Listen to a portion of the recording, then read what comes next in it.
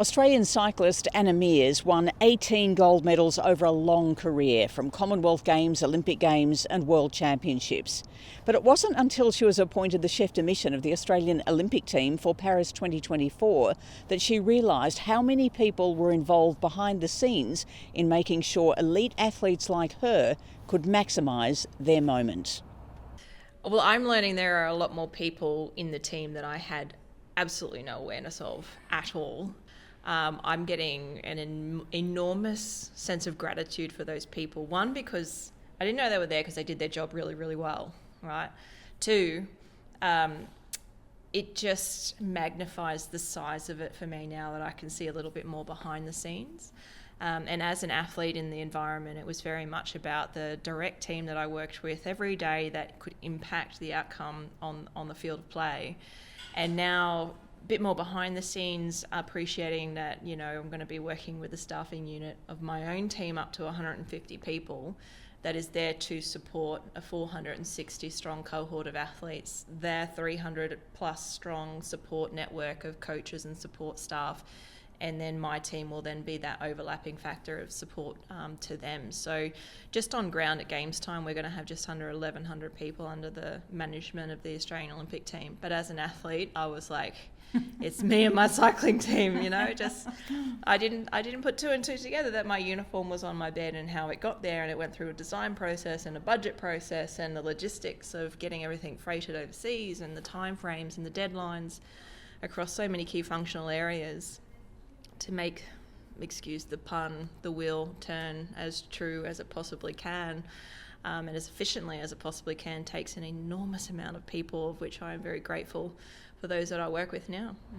The Australian Olympic Committee will spend $25 million in Paris. None of that is taxpayer money. But for the 460 athletes, there'll be more than 600 others that are there as support staff. Here at the Australian Institute of Sport in Canberra, the Australian government funds high performance and elite sport to the tune of about $250 million over a 4-year cycle. That is often topped up with other injections, like an $82 million grant for Wellbeing. The Sports Ambassador podcast is going to take you deep inside these organisations to show you how vast the machine is to get every single moment right for Australia's elite athletes. And for those that don't subscribe on Patreon, here's a sneak peek. I've had 2 planning trips over there where we've met with the head doctor for the Paris Organising Committee. We have the 3 dedicated hospitals for athletes, for stakeholders and for Olympic family. They've got a great setup there in Paris. We've got a wonderful polyclinic. It's got good imaging. We've got 2 MRI machines. We've got X-ray. We've got pathology. We've got all sorts of specialist services.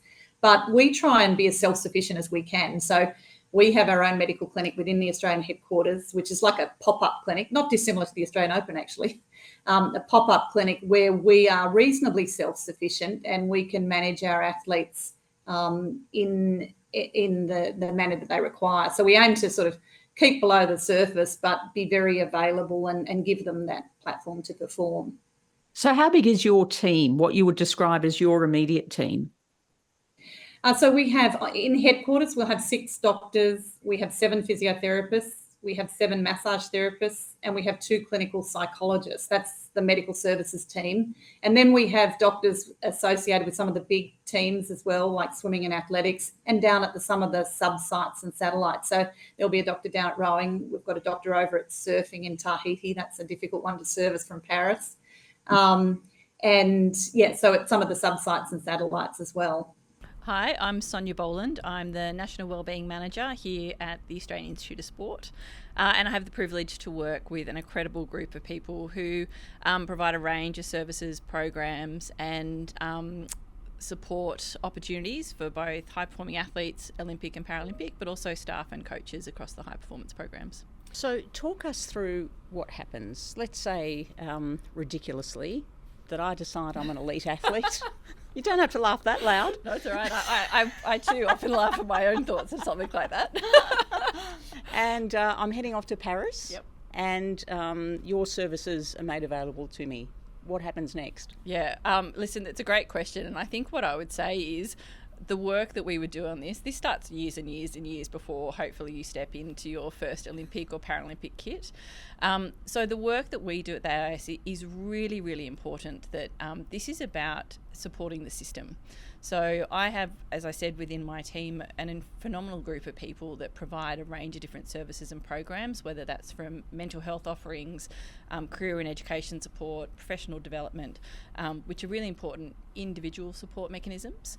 But what we do, which I think is one of the most important pieces, is that we run a range of programs to support the wellbeing engagement managers who are at the coalface of sport, who are working one-on-one with athletes to be in the best position to support the athletes from their roles. So when we do the sorts of things we do with them is around how to help them best plan for a pinnacle event. So what are the things they need to be talking about with not just the athletes, but the coaches, the high performance directors, the performance staff, around the key milestones or timeframes that lead into a pinnacle event. So, it's great that you made your first Olympic team, but what we've wanted to do is have conversations with you well before that around what happens if you get selected. What does that mean for you in your life? What do you need to think about from an education perspective? Are we deferring university? Are you thinking about needing to take leave from work? How are you going to set yourself up to be the best prepared possible to go into those games? And also, for those that don't get selected, how are we working through that? How do you understand what your plans are? So, it's great that you're heading off and you're about to jump on the plane, but our ultimate goal is that all those plans and all those discussions and all those things are in place well before you get your kit. Ross Smith, so I'm Performance Services Lead here at the Australian Institute of Sport, and I lead the S&C section as well. So my role is I work within a performance service team.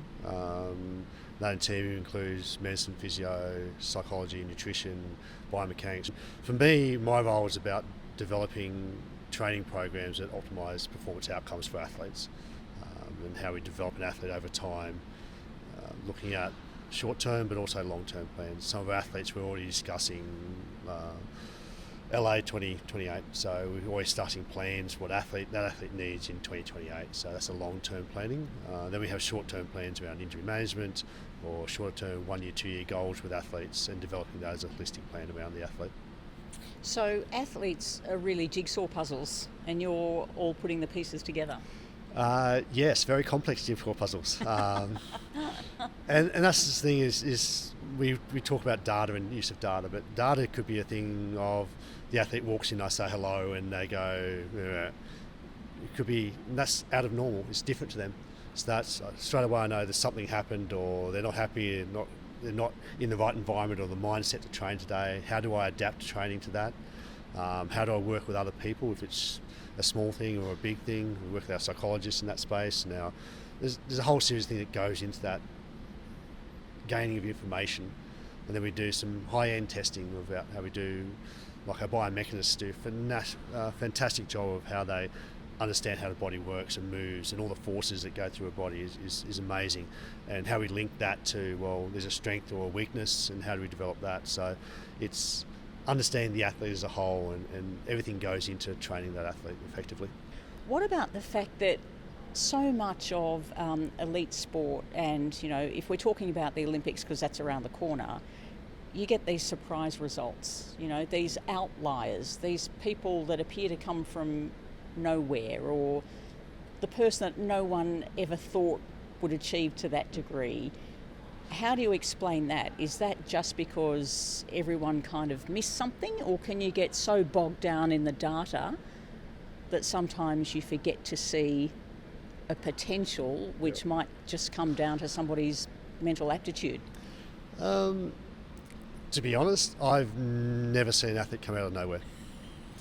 I think that's probably the truth. That's the truth. I think it's the media reporting, right? Came from nowhere. It's like, no, just because you didn't know them. Yeah, absolutely.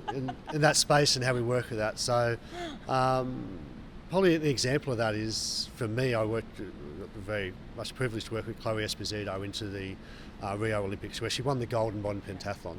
And that was, she's come out of nowhere, she's suddenly jumped up, but that was off 6 years of work that I'd worked with her. That's off data analysis and to show that she was the most consistent modern pentathlete in the 2 years leading up to that Olympic Games. So coming out of nowhere, you don't magically make an athlete change the Olympic Games. If they haven't done it in training, generally athletes go backwards slightly in that mental pressure cooker that is an Olympic Games, so they challenge that. We generally, very few athletes improve marginally because they're that competition beast that love being in that space. They get that little bit better. Massive jumps just don't occur. We see it in training every day. We see it in what we do. And again, people might know about it, but it's not magical. It doesn't disappear. No. Okay, so I just love that message for the people. If you hear a media story that says this person came from nowhere to beat our athlete, that's just not true. Hi, my name's Chris. I'm the AAS National Performance Psychology Lead. And this is one of the interviews I've really been looking forward to. So tell me how Psychology Lead overlaps, underpins, oversees everything else that goes on in preparing an athlete in a high performance situation. Yeah, so my role as the psychology lead is mostly to work with the other psychologists who are then doing the direct work with the athletes and coaches on the ground. So a lot of my role is about connecting those psychologists, making sure they're talking to each other. We get together to share practice, to hear from experts. I've got a group of international sports psychologists around the world, so I've been able to connect some of the psychologists going to the games with their counterparts from the international kind of network and community. And it's all looking at what are we doing that is going to help the athletes to perform on the day. So how do we help them recognise what pressure is, what best performance is, and what they know how to do and can routinely deliver. So, psychologically, how do you prepare for something like the Olympic Games if you've never experienced it before? Because it's not just athletes. I know plenty of journalists that have gone to an Olympic Games and been completely overwhelmed by what they've seen, what's confronted them. Yeah, it's a big task. And like you say, for all of our practitioners, I think this is still a peak event and we're performers too. And so we do talk about how we prepare. And one of the things that we've organised for this cycle is I've had a panel of practitioners who've been to multiple games. So we had our former chief medical officer, a psychologist who's been to 7 games, a physiotherapist and another psychologist who's been to 3, just speaking about their experiences and when it hits them emotionally and what that experience is like, both for themselves as a practitioner but for the athletes. And so we do try to talk about, look, this is going to be huge. At some point you're going to have a huge amount of emotion, and that might be at a ceremony, it might be when you first walk into the village or the dining hall. For some people it's kind of when you get onto the field of play, and that can be difficult because you haven't got long to collect yourself. But what we would do is identify that, talk through that. For those psychs working with the individual athletes, it is about, well, what would you normally do when you're this heightened? Your strategies will still work. It's just recognizing in the moment that level of overwhelm, even if it feels a bit stronger, is very similar to other experiences you've had. You know, your first senior game perhaps, or a moment where you made a mistake and you had to recover. And so those things will hold you in good stead. Do psychologists have meltdowns? Of course we do. We're just very discreet about them. Never at the games.